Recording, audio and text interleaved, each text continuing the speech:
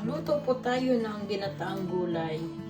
Ito yung last na harvest ko sa garden. Tapos meron din akong ampalaya, galing garden din. Tapos ito, galing garden din. Ito ang hindi at saka ito. Yung kamatis, tapos ang lalagay tayo ng citronin melese at saka dahon ng ampalaya. Gayatin lang natin ito at saka hugasan.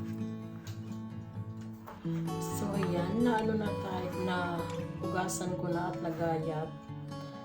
Ganito lang ang paghiwa ko ng kamatis, sibuyas at saka bawang.